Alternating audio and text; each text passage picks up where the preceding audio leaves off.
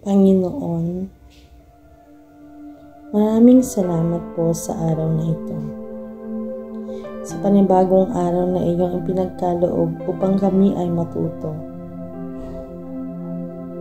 Salamat po sa lahat ng biyaya, lalong-lalo na ang pagkakataong maipagpatuloy namin ang aming pag-aaral sa kabila ng mga pagsubok.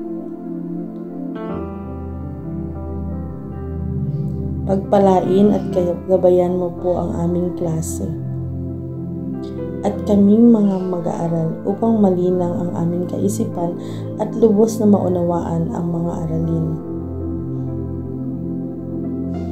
At magawa ng maayos at wasto ang lahat ng gawain. Gabayan at pagpalain mo rin po ang aming mga guro sa matyagang paghahatid sa amin ng mga leksyon at sa paggabay sa amin sa araw-araw. Ganon din ang aming mga magulang sa patuloy na pagsuporta sa amin sa kabila ng mga kinakaharap naming pagsubok. Muli, maraming salamat po sa lahat. Ikaw ang aking sandigan at kalakasan. Amen. Magandang umaga sa inyong lahat. Ako si Ginang Alimay B. Collado, ang inyong guro sa Filipino. Alam niyo ba mga bata na ang mga kilos o galaw na ating ginagawa ay maaari nating mailalarawan? At ito ang ating tatalakayin sa araw na ito. Mga bata, ano ang ginagawa ng nasa unang larawan? Tama, ang bata ay sumasayaw. Mga bata, ano ang ginagawa ng nasa pangalawang larawan? Magaling, ang mga bata ay umaawit. Ito naman, ano ang ginagawa ng nasa ikatlong larawan? Tumpak, ang batang lalaki ay naghuhugas ng kamay. Mga bata, ano ang ginagawa ng nasa pang-apat na larawan? Tama, ang bata ay tumatalon. Ito naman pang-limang larawan mga bata. Ano ang ginagawa nila? Tama, ang mga bata ay naglalaro sa parke. Ano nga ba ang ibig sabihin ng pang-abay? May ideya ba kayo kung anong ibig sabihin nito? Tara at panuorin natin ang ating teleskwela.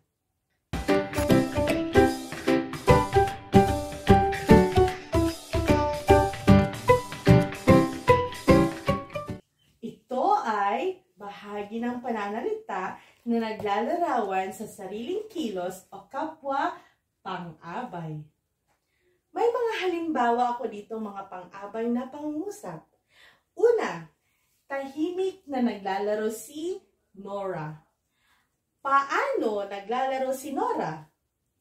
Tama, ang salitang tahimik ay isang pang-abay na pamaraan na naglalarawan sa salitang kilos na naglalaro. Pangalawa, si Lito ay mabilis tumakbo. Paano tumakbo si Lito? Magaling! Ang salitang mabilis ay isang pang-abay na pamaraan na naglalarawan sa salitang kilos na tumakbo. Si Katlo naman, magsasayaw kami sa program sa Miyerkules. Kailan kami magsasayaw sa program? Magaling! Ang salitang sa Miyerkules ay isang pang-abay na pamanahon na naglalarawan sa salitang kilos na magsasayaw. Ang pang-apat naman ay ang naglayag ang bangka kahapon. Kailan naglayag ang bangka? Tama! Ang salitang kahapon ay isang pang-abay na pamanahon na naglalarawan sa salitang kilos na naglayag. Ang panglima naman ay bumili kami ng gulay sa palengke. Saan kami bumili ng gulay? Magaling! Ang salitang sa palengke ay isang pang-abay na panlunan na naglalarawan sa salitang kilos na bumili. Ang ika-6 naman ay naglibot si Joyce sa SM. Saan naglibot si Joyce? Tumpak. Ang salitang sa SM ay isang pang-abay na panlunan na naglalarawan sa salitang kilos na naglibot. Ang ating pag-aaralan sa araw nito ay ang 3 uri ng pang-abay. Ang unang uri ng pang-abay ay ang pang-abay na pamaraan. Okay. Ano ang pang-abay na pamaraan? Ito ay naglalarawan sa paraan ng paggalaw o naglalarawan kung paano ginawa ang pagkilos ng isang tao, bagay o hayop. Ito ay sumasagot sa tanong na paano. Okay, meron ako dito mga halimbawa.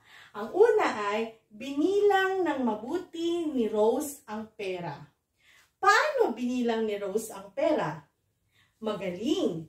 Ang salitang mabuti ay isang pang-abay na pamaraan na naglalarawan sa salitang kilos na binilang.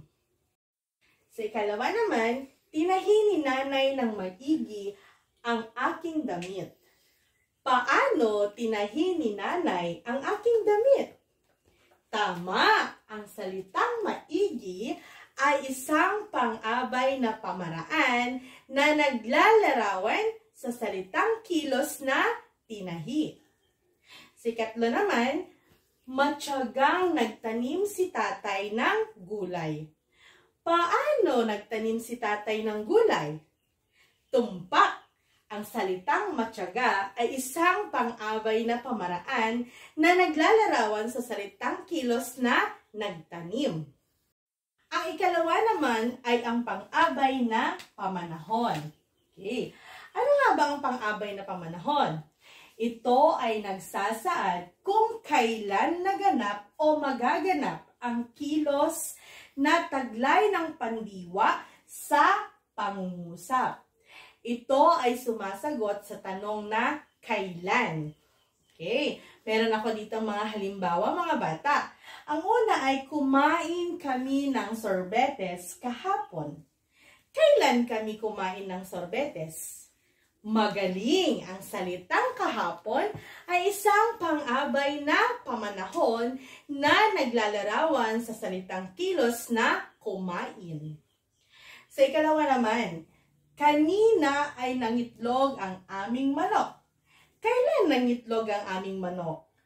Tama! Ang salitang kanina ay isang pang-abay na pamanahon na naglalarawan sa salitang kilos na kanina. Okay, sa ikatlo naman. Bumili kami ng pakwan noong isang araw.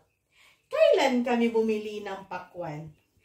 Tumpak. Ang salitang noong isang araw ay isang pang-abay na pamanahon na naglalarawan sa salitang kilos na bumili.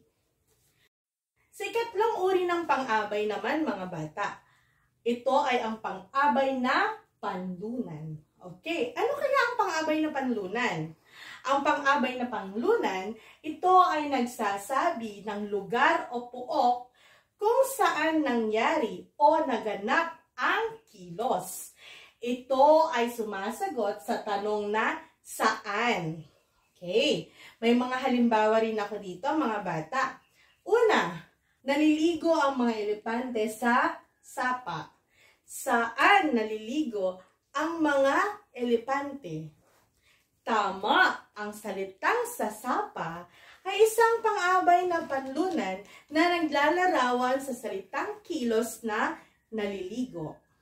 Okay, nagsayaw si Ana sa palasyo.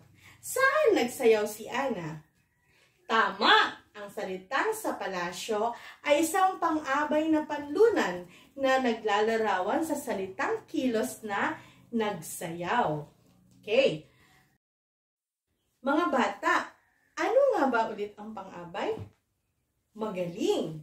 Ang pang-abay, ito ay bahagi ng pananalita na naglalarawan sa sariling kilos o kapwa pang-abay. Ano ulit yung tatlong uri ng pang-abay? Pwede ba kayong magbigay ng halimbawa? Tama! Ang pang-abay na pamaraan, pang-abay na pamanahon, at ang pang-abay na panlunan. Okay, ano nga ba ang pang-abay na pamaraan? Okay, magaling! Ito ay naglalarawan sa paraan ng paggalaw o naglalarawan kung paano ginawa ang pagkilos ng isang bagay o hayop o tao, at ito ay sumasagot sa tanong na paano. Okay, ano naman ang pang-abay na pamanahon? Tama! Ito ay nagsasaad kung kailan naganap o magaganap ang kilos na taglay ng pandiwa sa pangungusap. Ito ay sumasagot sa tanong na kailan. Okay, at ang ikatlong uri ng pang-abay ay ang pang-abay na panlunan. Ano kaya ang pang-abay na panlunan? Tama! Ang pang-abay na panlunan, ito ay nagsasabi ng lugar o pook kung saan nangyari o naganap ang kilos. Ito ay sumasagot sa tanong na saan. Okay. Gamit ang ating Padlet apps, ang aktibidad sa pagtataya ay nakapost na at nakashare na rin sa ating group chat. Ang URL code. Okay. Kapag klinik-click ninyo ang URL code na iyan, dediretso na kayo sa Padlet at pwede na rin kayong sumagot sa activity na aking inihanda. Okay, ito po yung URL code. Na-send na po yan sa inyong email at saka sa group chat. Okay, at ito nga ang lalabas. Yan. Panuto. Tukuyin ang pang-abay na pamamaraan, pamanahon at panlunan. Sa lunggihitan ng isang guhit ang mga pang-abay at dalawang guhit naman sa salitang kilos. Okay, unang tanong. Naglakbay ang mga kamelyo sa disyerto? Pangalawang tanong. Magluluto si nanay ng puto mamaya. Ikatlo, kumakain ang insekto sa hardin. Ikaapat, ang uod ay dahan-dahang kumilos. At ang kalima, mabilis na isinulat ni Ryan ang detalye. Gayon din ang inyong takdang aralin, mga bata. Gamit ang Padlet apps, makikita ninyo doon ang aking inihandang aktibidad. Narito ang URL code para sa inyong takdang aralin. Okay, nakasend na rin po yan sa inyong GC at saka sa inyong Facebook. Okay po. Ang panuto dito, basahin at kunin ang mga pang-abay na ginamit sa pangungusap at suriin ang mga ito sa pamamagitan ng paglagay sa table sa ibaba. Ito ay tukuyin kung ito ay pang-abay na pamaraan, pamanahon o panlunan. Yun lamang po at maraming salamat.